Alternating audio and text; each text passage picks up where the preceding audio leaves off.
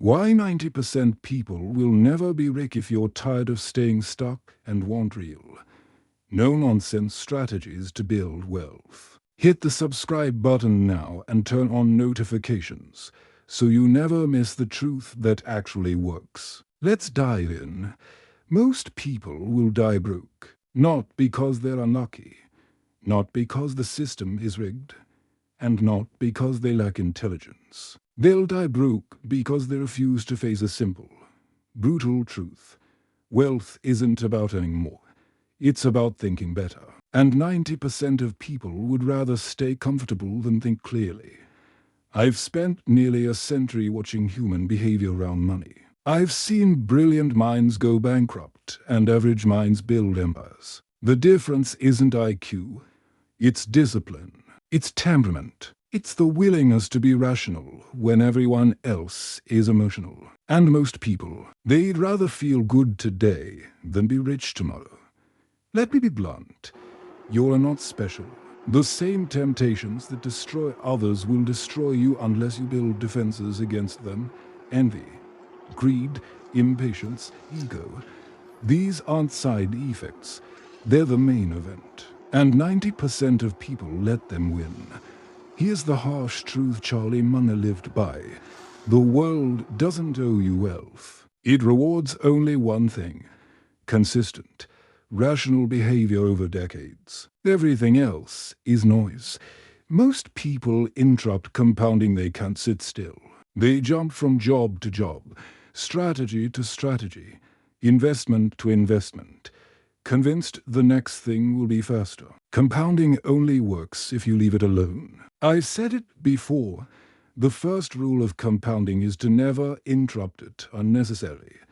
But 90% of people interrupt it constantly. They pull money out at market lows. They cash in early. They chase shiny objects. Result: zero momentum, zero wealth.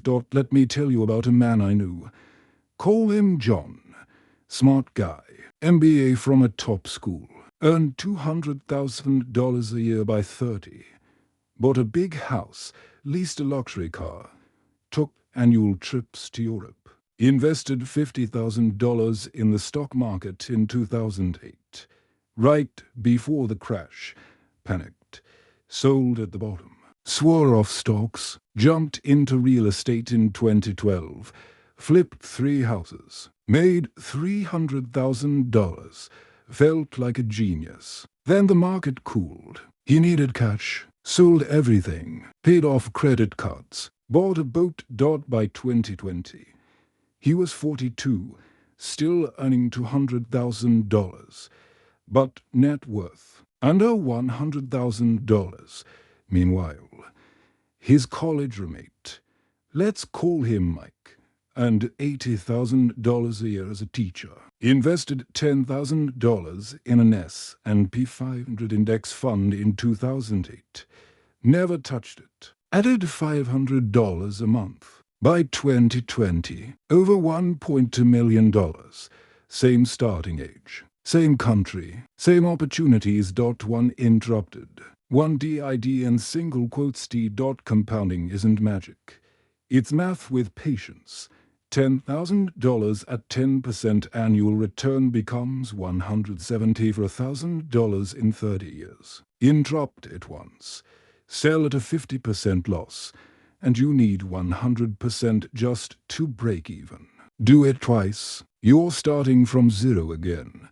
I've seen this pattern for 70 years. The tech worker who sells Apple in 2010 to buy Bitcoin in 2017. The entrepreneur who cashes out a profitable business to start a passion project that fails. The couple who refinances their paid-off home to fund a lifestyle upgrade. They all interrupt. They think they're being smart. They're being emotional. Listen, your greatest enemy isn't the market. It's your calendar. Market. Automate it. Forget it. Let time fight for you, not against you. They confuse activity with progress. Busy doesn't mean productive. Most people equate motion with achievement. They hustle, network, post, promote, but never build systems that work without them. Real wealth comes from ownership, not effort. You don't get rich trading time for money. You get rich owning things that make money while you sleep. But 90% are too afraid to start small. They want the big win. So they wait and die waiting. I remember a young lawyer in the 1960s, brilliant, worked 8 hours a week, billed $50 an hour, the fortune back then. By 40, he was a partner, earned $500,000 a year in today's dollars, drove a Cadillac, lived in a mansion. Net worth at 65, $800,000. Why? He never owned anything except his time. Contrast that with a plumber I knew. Started a small business with 2 vans. Hired 1 helper, then 2, then 5. Built systems, trained people, took a salary, but reinvested profits. By 50, he had 40 employees, for $1 million in revenue, and a business worth $10 million. He worked 40 hours a week after year 10. 1 sold hours. 1 built equity. Today, it's the same story, just with different costumes. The influencer with 500K followers earning $10,000 month. In ads, the coder freelancing at $150 hour. The consultant flying first class to meetings. They're busy. They're visible. They're broke in disguise. Ownership starts small. $500 investment in a dividend stock. $1,000 side website that earns $100 month. A rental property with a $20,000 down payment. 90% laugh at small. The 10% scale it. Lesson. Stop trading time. Start building engines. Even a lawnmower engine makes noise and money. While you sleep, they let emotions drive decisions. Fear when markets crash. Greed when they rise. Envy when their neighbor buys a Tesla. Emotion is the enemy of rationality. I've watched PhDs blow up their portfolios because they couldn't control panic. I've seen janitors become millionaires because they bought and held through every storm. Temperament beats intelligence every time. Let me tell you about 1987. Black Monday. Market dropped 22% in one day. I got calls from friends, doctors, lawyers, CEOs, all screaming to sell. One man, a heart surgeon, liquidated $2 million in stocks, moved to cash, vowed never again. By 1990, he was back in, at the top. By 2000, out again. After the dot-com crash. By 2009, he finally stopped. Net worth at $71.8 million, mostly in bonds. Meanwhile, a school secretary I knew invested $5,000 every year in a boring mutual fund. 1987. Didn't flinch. 1999. Didn't chase tech. 2008. Added more. Retired at 65 with $3.2 million. Same world. Different minds. Emotion isn't just fear. It's greed too. I know a man who made $1 million in Tesla options in 2020. Instead of taking profits, he doubled down. 22 came. Lost it all. Then short at the bottom. Lost more. Emotion doesn't compound. It detonates. How to fix it? Write your rules when calm. Follow them when emotional. Have a no trade day every quarter. Forced stillness. I never made a decision under stress. I waited. Markets reward waiting. Lesson. Your feelings are not your friend. They're a toddler with AFLAMETHROW. They refuse to invert. Instead of asking how do I get rich, ask what guarantees I stay poor. Spending more than you earning for liability, chasing trends, trusting you, avoiding bore. Don't do these things. You're guaranteed to fail. But 90% do them anyway, because discipline feels like punishment. Inversion is money's secret weapon. Warren and I used it on everything. Want a great marriage? Don't ask how to be a great spouse. Ask what destroys marriages. Give criticism, contempt, Defensiveness, stonewalling. Avoid those four. You are 90% there. Same with money. Want to stay poor. Gives buy a new car every 3 years. Gives max out credit cards. Gives day trade. Gives follow TikTok finance bros. Want to get rich. Gives invert. Do the opposite. I once advised a young man with $50,000 in debt. He wanted a get-rich plan. I gave him a don't stay poor plan. Cut expenses to $30,000. Yeah, and $60,000. Pay $30,000 to debt. Repeat. 3 years later. Debt-free. 5 years later. $200K invested. He didn't need genius. He needed inversion. Lesson. Success is overrated. Avoiding failure is underrated. They worship complexity. Simple works. Complex breaks. Buy great businesses at fair prices. Hold forever. Reinvest dividends. Live below your means. That's it. But people want exotic strategies. Options. Crypto pumps. Day trading. Anything that feels smart. Boring wins. Excitement loses. I knew a hedge fund manager. 160 IQ. PhD in physics. Build models with 47 variables. Charged 220. Returned 4% a year after fees. Closed shop in 2018. Meanwhile, a truck driver I knew maxed for 101K. Bought VTSX. Held 35 years. Returned 11.2%. Retired with $2.8 million. Complexity is a tax on stupidity. The more moving parts, the more ways to fail. I never understood a business I couldn't explain to a 12-year-old. Coca-Cola. Sugary water. People love it. Buy low. Hold. Berkshire. Insurance float plus great businesses. Same. Lesson. If you need a spreadsheet to justify it, don't buy it. They blame luck. He got lucky.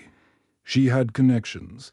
They were born rich. Luck exists. Preparation multiplies it. I was lucky to meet Warren Buffett, but I was prepared because I'd spent years reading, thinking, and saving.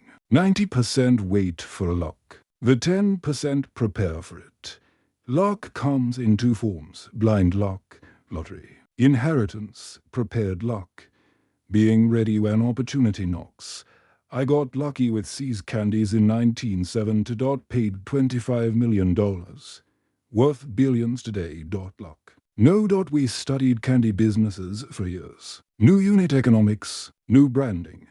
When See's came up, we pounce. Preparation turns luck into inevitability.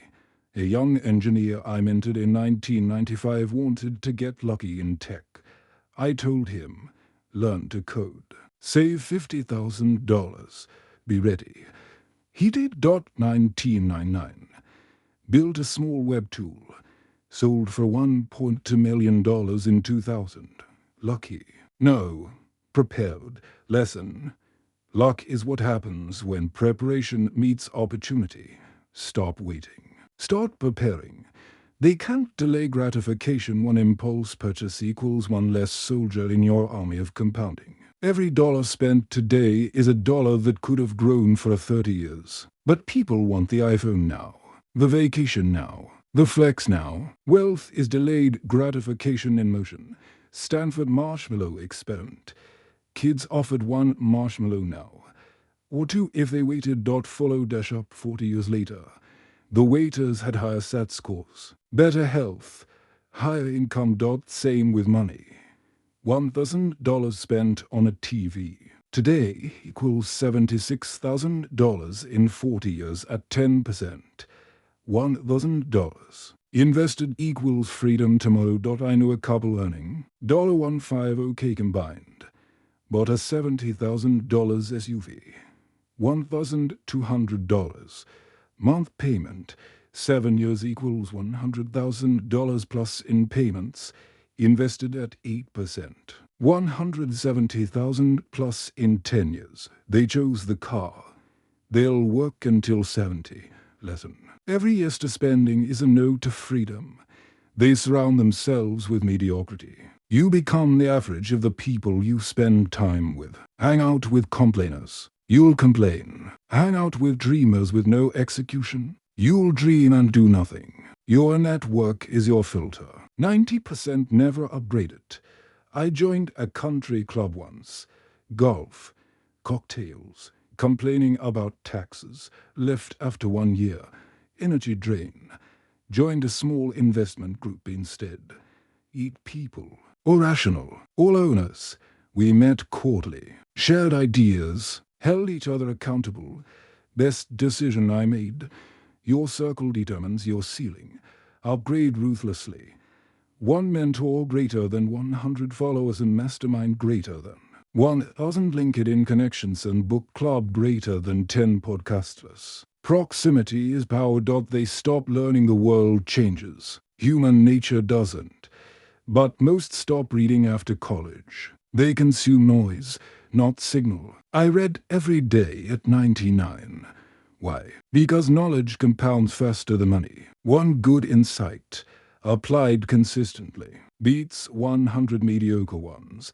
I read 500 plus pages a week for 70 years. That's 2,000 plus books, each one a conversation with a genius. One idea from Ben Graham in 1949. Made me $100 million. Cost of book, $3.